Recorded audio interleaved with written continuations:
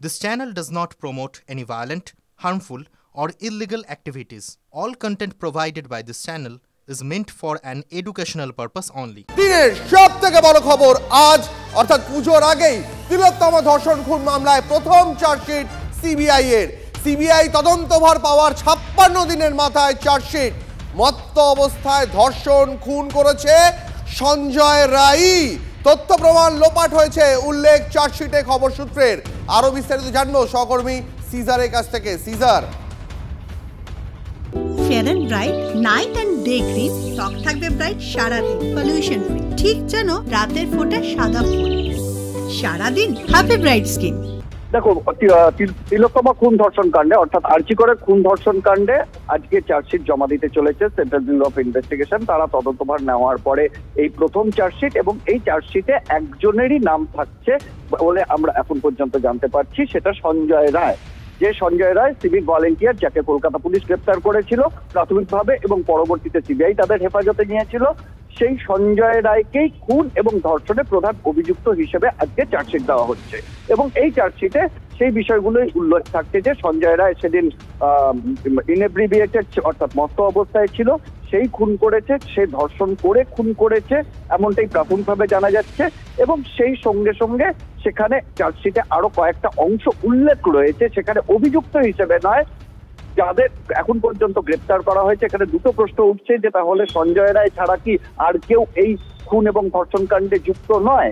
সেই জায়গাটায় কিন্তু এই চার্জশিটে খুব স্পষ্ট কোনো বক্তব্য নেই, কারণ এখন পর্যন্ত সিবিআই এর হাতে যে তথ্য প্রমাণ এসছে এবং ফরেনসিক থেকে শুরু করে যা সার্কামস্টেন্সিয়াল এভিডেন্স এসছে, তাতে অন্য কারোর উপস্থিতির কোনো উল্লেখ পাওয়া যায়নি। অর্থাৎ টেকনিক্যালি এখনো সিবিআই কিন্তু বলতে পারছে না সঞ্জয় রায় ছাড়া সরাসরি এই অপরাধে আর কেউ যুক্ত ছিল কিনা, কারণ সেটা কিন্তু ডিএনএ রিপোর্ট থেকে শুরু করে ফরেনসিক রিপোর্ট এবং এমসের যে বিশেষজ্ঞরা যে রিপোর্ট দিয়েছেন, সেই তিনটে রিপোর্টেই কিন্তু দ্বিতীয় কোনো ব্যক্তির সরাসরি অপরাধের সঙ্গে যোগ থাকার কোনো সম্ভাবনার কথা উল্লেখ নেই।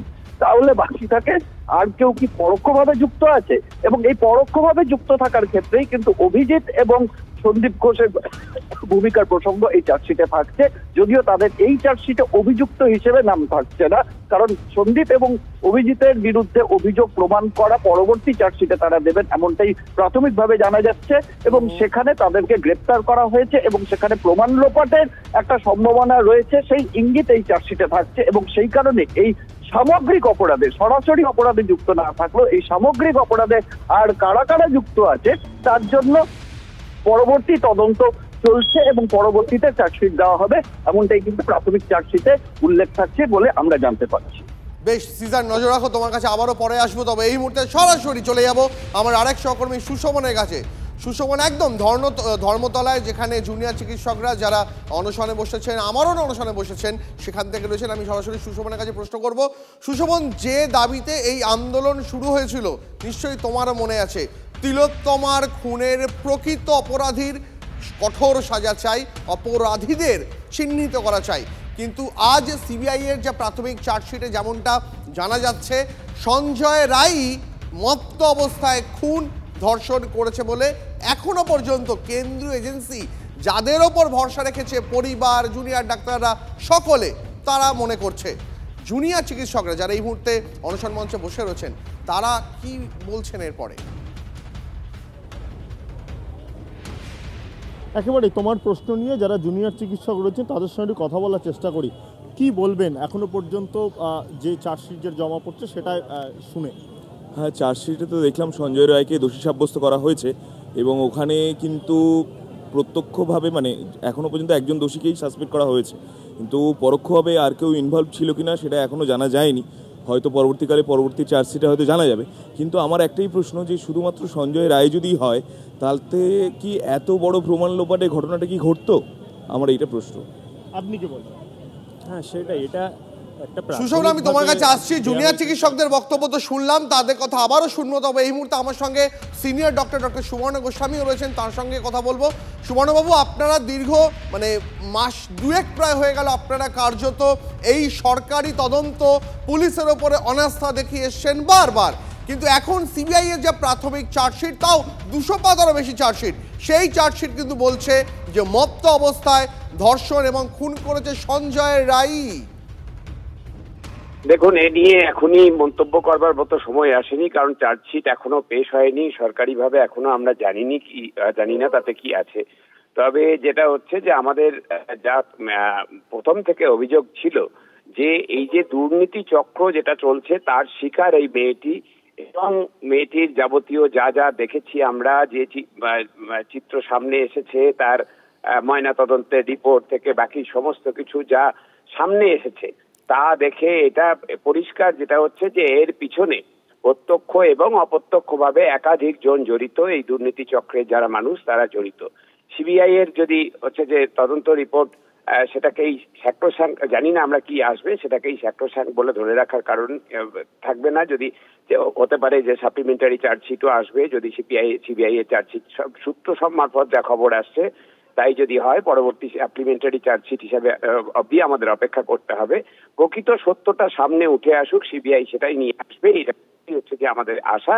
এবং সিবিআই এই ক্ষেত্রে কোনো রকমের কোনো অন্যান্য যে মামলার ক্ষেত্রে যেসব সেটিং তত্ত্ব এইসব নানা রকম আমরা শুনি সংবাদ মাধ্যমে বা ইত্যাদিতে, সেটা এই মামলার ক্ষেত্রে করবে না, এই আশা আমরা করছি, এই দাবিও আমরা করছি। এবং সেখানে প্রকৃত সত্য যেটা সেটাই তথ্য সমক্ষে জনসমক্ষে নিয়ে আসবে। আমরা সিবিআই এর রিপোর্ট এখনো পাইনি, কিন্তু আমরা দেখেছি যে প্রধান বিচারপতির শিউরে ওটা দেখেছি, তিনি বলেছেন ইট ইজ ভেরি ডিস্টার্বিং। তো যদি সঞ্জয় রায় যদি খুনিয়া ধর্ষক হবে তাহলে হচ্ছে যে ডিস্টার্বিং কেন হবে এটা সিজিআই এর কাছে, কারণ সেটা তো ওনারা আগেই জানতেন যে কলকাতা পুলিশ সেটুকুই বলেছে। ডক্টর গোস্বামী, আপনাকে অনেক ধন্যবাদ আপনার প্রতিক্রিয়ার জন্য। আমরা এই মুহূর্তে যোগাযোগ করেছি বিশিষ্ট আরেক চিকিৎসক ডক্টর উৎপল বন্দ্যোপাধ্যায়ের সঙ্গে, তার কাছেও আমার একই প্রশ্ন। ডাক্তারবাবু, 200 জনেরও বেশি সাক্ষী নিয়েছে সিবিআই, চার্জশিট 200 পাতারও বেশি, তদন্ত হওয়ার চলল 56 দিন ধরে। চার্জশিট যখন তৈরি হলো সেই চার্জশিটে খুন এবং ধর্ষণ করেছে সঞ্জয় রায়, এমনকি এইমসের বিশেষজ্ঞরা তারাও এই কথাতেই মান্যতা দিচ্ছেন, চার্জশিটে উল্লেখ করা হচ্ছে এমনটাই। কি বলবেন? দেখুন, এটা ঠিক, সিবিআই 56 দিনের মাথায় চার্জশিট দিয়েছেন একটা, এটা আসার কথা। তো আমরা এই প্রসঙ্গে আরেকটা কথাই শুধু যোগ করতে চাই, যে সেটা হচ্ছে কেন্দ্রীয় তদন্তকারী সংস্থা নিশ্চয়ই এটা খতিয়ে দেখবেন যে আমরা যেটা বারবার ধরে বলছিলাম যে একটা দুষ্কৃতী চক্র, দুর্বৃত্তায়ন এই ঘটনার সঙ্গে জড়িত আছে, এবং যারা প্রত্যক্ষ বা পরোক্ষভাবে এই কাজটি ঘটিয়েছেন বা এইটা ঘটানোর জন্য একটা সহায়ক পরিবেশ তৈরি করেছেন, যারা তথ্য প্রমাণ লোপাটের যে অভিযোগগুলো ছিল তার সঙ্গে যারা যুক্ত ছিলেন, তদন্তটাকে অন্যদিকে, খাতটাকে অন্যদিকে বইয়ে দেওয়ার চেষ্টা যারা করেছিলেন, আমার আশা যে সিবিআই এরপরে একে একে তাদের সবার বিরুদ্ধে চার্জশিট জমা দেবেন।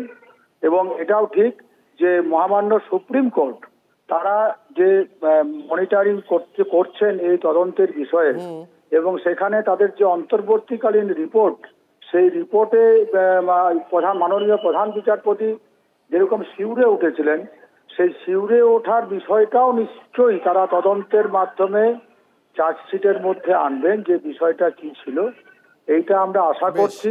তারা একটা কাজ করেছেন, পরবর্তী পদক্ষেপ তারা কি গ্রহণ করেন সেটা দেখার জন্য আমরা বেঁচে থাকবো, এটুকু বলতে পারি। অনেক ধন্যবাদ আপনাকে। কথা বলছিলাম বিশিষ্ট চিকিৎসক উৎপল বন্দ্যোপাধ্যায়ের সঙ্গে। আমি আরো একবার চলে যাবো আমার সহকর্মী সুশোভনের কাছে। সুশোভন, তোমাকে আমি থামিয়েছিলাম। সুশোভন, 56 দিনের মাথায় চার্জশিট পেশ করতে চলেছে সিবিআই, এবং সেই চার্জশিটে এখনো পর্যন্ত সঞ্জয় রায় যে দোষী, যে মূল ধর্ষণ এবং খুন করেছে এই কথার উল্লেখ পরিষ্কার। জুনিয়র চিকিৎসকরা, আমি তোমাকে থামিয়েছিলাম সেই সময়, কি বলছেন আরেকবার জানতে চাইব। একেবারে দেখো, যারা জুনিয়র চিকিৎসক রয়েছে তাদের কাছে আরও একবার চলে যাব। তোমাকে আরও একবার জিজ্ঞাসা করি যে চার্জশিটে যে কথাগুলো এখন তো বলা হচ্ছে সেটাতে তোমার প্রতিক্রিয়া? হ্যাঁ, এটা একটা তো প্রোগ্রেস বটে বিচার প্রক্রিয়ার, বাট এটা প্রাথমিক রিপোর্ট। আমরা আশা করছি যেরকম এখানে অ্যাকসেপ্ট করানো হয়েছে, নেওয়া হয়েছে যে তথ্য প্রমাণ লোপাট হয়েছে, কিন্তু সেই ক্ষেত্রে এখনও কারোর নাম সামনে আনা হয়নি। শুধুমাত্র সঞ্জয় রায়কে প্রাথমিকভাবে আমরা অ্যাকিউজড হিসেবে দেখতে পাচ্ছি, কিন্তু তথ্য প্রমাণ যে লোপাট হয়েছে একটা বিশাল সংখ্যক মানুষ এটার সাথে জড়িত আমরা দেখতে পেয়েছি, কিন্তু তাদের নাম আসেনি। আমরা আশা করব ভবিষ্যতে এই তদন্তের আরও প্রোগ্রেস হবে, এবং আমাদেরও অনেক পথ যাওয়া বাকি এবং বিচার প্রক্রিয়ারও অনেক পথ যাওয়া বাকি। ঠিক একই প্রশ্ন নিয়ে আপনার কাছেও যাব, আপনার কি প্রতিক্রিয়া যে চার্জশিটে যে বিষয়গুলো উঠে আসছে? দেখুন, সঞ্জয় রায়কে দোষী বলা হচ্ছে সিবিআইয়ের ক্ষেত্রে, কিন্তু আমাদের দেখতে হবে যে একজন যদি মদ্যপ যুবকও হন, তার পক্ষে কি একজন প্রাপ্তবয়স্ক এরকম একজন কর্মরত ডক্টরকে সেমিনার রুম অবধি পৌঁছে শুধুমাত্র একার পক্ষে করা সম্ভব? তার শরীরে যে এত আঘাতের চিহ্ন পাওয়া গেছে, মাত্র 10 ফুট দূরে যেখানে ওয়ার্ড সিস্টাররা কাজ করছে সেখান থেকে মাত্র 10 ফুট দূরে একটা সেমিনার রুমে একা একজনের পক্ষে এত কিছু করা কি সম্ভব? আমার তো তা বলে মনে হয় না। ঠিক আছে, বাকি সঞ্জয় রায়কে দোষী এখন চার্জশিটে নাম পেশ করা হয়েছে, ঠিক আছে, কিন্তু এত তথ্য প্রমাণ লোপাট, কলকাতা পুলিশের পরোক্ষভাবে প্রত্যক্ষভাবে যেভাবেই হোক না কেন জড়িত থাকা, এবং যে প্রাতিষ্ঠানিক খুনের যে তার প্রিন্সিপাল হোক বা ফরেন্সিক মেডিসিনের যে ডেমনস্ট্রেটর, সেখান থেকে পোস্টমর্টেম ঠিকঠাক হয়েছে কিনা সব কিছুই কিন্তু এখনও প্রমাণ আস্তে আস্তে হয়তো বেরোবে। আমরা আশা রাখবো যে সিবিআই আরও সুদূর প্রসারী তদন্ত করে আরও সমস্ত কিছু বের করে আনবে, এটা আমাদের। সুশোভন, আরেকটা জিনিস ওদের থেকে জানতে চাইবো যে 200 জনেরও বেশি তথ্য প্রমাণের সাক্ষ্য দিয়েছেন 200 জন। সিবিআই জিজ্ঞাসাবাদ করেছে, ডেকে এনে 200 জনেরও বেশি তিলোত্তমার সঙ্গে যারা যুক্ত ছিল, সেই দিনকার ঘটনার যারা সাক্ষী ছিল, তার সহকর্মী সহপাঠী, 200 জনের সাক্ষী গ্রহণ করার পর নেওয়ার পর তারপর সিবিআই চার্জশিটে উল্লেখ করছে সঞ্জয় রায় মত্ত অবস্থায় ধর্ষণ খুন করেছে। জুনিয়র ডাক্তার এরপর কি বলবে? দেখো, একেবারে সেই প্রশ্ন নিয়ে যাব। আচ্ছা, 200 জনের সাক্ষী নেওয়া হয়েছে, 200 জন সাক্ষীর ওপর পুরো বয়ান নেওয়ার পর এটা সিবিআই বুঝতে পেরেছে বা তদন্তকারী অফিসার বুঝতে পেরেছে যে সঞ্জয় রায় সেই একমাত্র মদ্যপ অবস্থায় কিন্তু এই কাণ্ড করেছে। সুতরাং সেই জায়গা থেকে আপনারা কি বলবেন? আমি তো প্রশ্নটা বারবারই করছি যে একজনের পক্ষে এতটা কিন্তু করা অসম্ভব বলেই মনে হয়। আর শুধুমাত্র সঞ্জয় রায় যদি ইনভলভ থাকে, একজন সিভিক ভলেন্টিয়ার, তাকে বাঁচানোর জন্য একটা প্রিন্সিপাল, যতজন অ্যাকিউজড আমরা পাচ্ছি যে প্রমাণ লোপাটের কাছে জড়িত, কলকাতা পুলিশ এত রকমভাবে কি ইনভলভ হতো? এত পরিমাণ লোক, এত বড় বড় মাথারা কি একজন সঞ্জয় রায়কে বাঁচানোর জন্যই কি এই এতগুলো প্রমাণ লোপাট করার জন্য এগিয়ে আসলেন? এইটা আমার প্রশ্ন। তবে স্বাভাবিকভাবে এটা সিবিআই এর প্রাথমিক তদন্ত রিপোর্ট, আশা করি পরবর্তী আরও ডিটেলস তদন্ত হলে আরও হয়তো দোষী বেরিয়ে আসবে। কারণ দুর্নীতিকাণ্ড এবং এই কাণ্ড, এই ধর্ষণ এবং খুনের ঘটনা, প্রাতিষ্ঠানিক যে খুন এবং ধর্ষণের ঘটনা, এটা কিন্তু দুটো একসাথে জড়িত। বুঝতেই পারছি যে তদন্ত মূলত কোন পথে এগোবে সেদিকে এখনও তাকিয়ে জুনিয়র চিকিৎসকরা, এবং এরপর চার্জশিটের পর আরও সাপ্লিমেন্টারি চার্জশিট পড়ে কিনা, চার্জ ফ্রেম কীভাবে হয়, পুরো বিষয়টা কিন্তু জানতে চায় ইতিমধ্যে জুনিয়র চিকিৎসকরা, এবং সেই বিষয় নিয়ে কিন্তু তারা বেশ কিছু কথাও বলল। সুশোভন, আমাদের সঙ্গে থাকো, আমি তোমার কাছে আবারও যাবে। তবে এই মুহূর্তে বিজেপি নেতা সজল ঘোষ আমাদের সঙ্গে রয়েছেন, আমি সজল দার সঙ্গে কথা বলবো। সজল দা, 56 দিন, প্রায় 2 মাস সময় লাগলো সিবিআই এর চার্জশিট তৈরি করতে। সেই চার্জশিটে এখনো পর্যন্ত যতটা পরিষ্কার যে মত্ত অবস্থায় ধর্ষণ খুন করেছে সঞ্জয় রায়। তবে হ্যাঁ, তথ্য প্রমাণ লোপাট হয়েছে, চার্জশিটে এটারও উল্লেখ থাকছে। কি বলবেন? এখন দেখুন, যতক্ষণ না চার্জশিটটা আমি পড়তে পারছি ততক্ষণ এটা নিয়ে আমার কোনো মন্তব্য সেভাবে জাহির করা উচিত না। এরাই বিশ্বাস করি সিবিআই ইম্পার্শিয়ালি কাজ করছে এবং কাজ করবে। হ্যাঁ, প্রকৃত অপরাধীদের ধরার জন্য যা যা করতে হয় তারা সেটা করছে এবং করবে। এবং আপনি যেভাবে বললেন 56 দিন পরে, আসলে তা নয়, 56 দিনের মধ্যে চার্জশিট পশ্চিমবঙ্গের ইতিহাসে খুব কমই হয়েছে। তার জন্য আমাদের সবার উচিত সিবিআই কে একটা থ্যাংক ইউ বলা, ধন্যবাদ জানানো। কিন্তু আমরা চাই এবার তাড়াতাড়ি চার্জশিটটা পেশ করে প্রকৃত আসামিদের সকলের নাম সামনে আসুক। কে খুন করলো, কে তথ্য প্রমাণ লোপাট করলো, এই তথ্য প্রমাণ যারা লোপাট করলো তাদের কতজন গ্রেপ্তার হলো আর কতজন এখনো জেলের ওপরে রয়ে গেল, এটা সমস্তটাই আমাদের চোখের সামনে আসা উচিত। আপনাকে অনেক ধন্যবাদ। কথা বলছিলাম বিজেপি নেতা সজল ঘোষের সঙ্গে। এরপর আমরা যোগাযোগ করেছি সিপিএম নেতা সুজন চক্রবর্তীর সঙ্গে। সুজন বাবু, 200 জনেরও বেশি সাক্ষ্য নিয়েছে সিবিআই, 213 পাতা চার্জশিট জমা দিতে চলেছে তারা। সেখানে পরিষ্কার একটা বিষয়, সূত্রের খবর, এখনো পর্যন্ত সঞ্জয় রায় এখনো পর্যন্ত মত্ত অবস্থায় খুন ধর্ষণ করেছে। সিবিআই এই চার্জশিটই পেশ করতে চলেছে, কি বলবেন? সিবিআই চার্জশিট পেশ করার কথা ছিল, প্রাথমিক রিপোর্টটা সম্ভবত আজকে পেশ করবে বা করছে। তাতে যেটা সবাই জানেনও,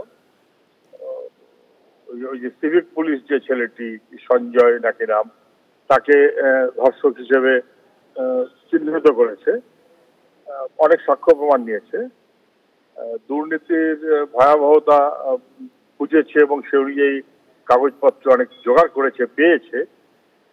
বাকিটা সাবসিকুয়েন্টলি পরে নিশ্চয়ই দেবে, কিন্তু মানুষ অপেক্ষা করবে যে কেন এই ঘটনাটা ঘটলো, কারা প্রশ্রয় দিল, কারা তথ্য প্রমাণ লোপাটের চেষ্টা করেছে, তথ্য প্রমাণ লোপাট হয়েছে সেটাও সিবিআই বোধহয় ইতিমধ্যেই সেই চার্জশিটে সে কথা উল্লেখ রয়েছে সুজন বাবু, চার্জশিটে উল্লেখ করা হয়েছে যে তথ্য প্রমাণ লোপাট হয়েছে। কিন্তু কারা প্রশ্রয় দিল, কাদের ইন্ধনে সব কাণ্ড ঘটছে, দুর্নীতির ভয়াবহতা এমন যে হাসপাতালের মধ্যে খুন হতে হলো কেন, এবং কারা তথ্য প্রমাণ লোপাট করার ব্যবস্থা করলো কার নির্দেশে, খুবই ইম্পর্টেন্ট। অনেক ধন্যবাদ আপনাকে। কথা বলছিলাম সিপিএম নেতা সুজন চক্রবর্তীর সঙ্গে। আরও একবার আপনাদের জানিয়ে রাখি এই মুহূর্তের সব থেকে বড় খবর, টিভি9 বাংলায় যে খবর আপনাদের সামনে ব্রেক করলো, 200 জনেরও বেশি সাক্ষ্য নিয়ে যে 200 পাতারও বেশি চার্জশিট জমা দিতে চলেছে সিবিআই, সেই চার্জশিটে উল্লেখ করা হয়েছে এখনো পর্যন্ত 9ই আগস্ট রাতে তিলোত্তমার খুন এবং ধর্ষণের জন্য মূল অভিযুক্ত এখনো পর্যন্ত সঞ্জয় রায়। বিখ্যাত নাট্য ব্যক্তিত্ব চন্দন সেন আমাদের সঙ্গে রয়েছেন। চন্দনবাবু, টিভি9 বাংলা আপনাকে স্বাগত। টিভি9 বাংলা যে খবর ব্রেক করেছে এখনো পর্যন্ত সঞ্জয় রায়ের নামই এই চার্জশিটে, সিবিআই যে চার্জশিট সেই চার্জশিটে উল্লেখ করা হচ্ছে এই সঞ্জয় রায় তিলোত্তমাকে মত্ত অবস্থায় খুন এবং ধর্ষণ করেছে। আপনার প্রতিক্রিয়া? তাই যদি হতো তাহলে রাজ্য সরকার দুদিন বাদে তার জামা কাপড় নিল কেন? তার ফরেনসিক রিপোর্ট কোথায়? প্রমাণিত কিভাবে হচ্ছে যে ও ধর্ষণ করেছে মত্ত অবস্থায়? তার রিপোর্টগুলো কোথায়? ফরেনসিক রিপোর্টগুলো কোথায়? যতক্ষণ না সেই ফরেনসিক রিপোর্টগুলো আসছে ততক্ষণ আমি বিশ্বাস করি না যে ও একমাত্র এই খুন এবং ধর্ষণটি করেছে। কারণ পরিষ্কার ভাবে দেখা যাচ্ছে যে 24টি আঘাত হয়েছে এবং আরো বেশি আঘাত আছে। সেই সমস্ত আঘাতগুলো ওই একটা লোকের পক্ষে করা সম্ভব নয়। চন্দনবাবু, আমি একটু আপনাকে একটা তথ্য দিই। সিবিআই চার্জশিটে কথা উল্লেখ করা হয়েছে যে তারা যে ফরেনসিক যে রিপোর্ট, সেই রিপোর্ট তারা এইমসে বিশেষজ্ঞরা যে তাতে সবুজ সংকেত দিয়েছে, সেখানে বলা হচ্ছে সঞ্জয় রায়ের দেহরাশি একমাত্র পাওয়া গেছে ঘটনাস্থল থেকে।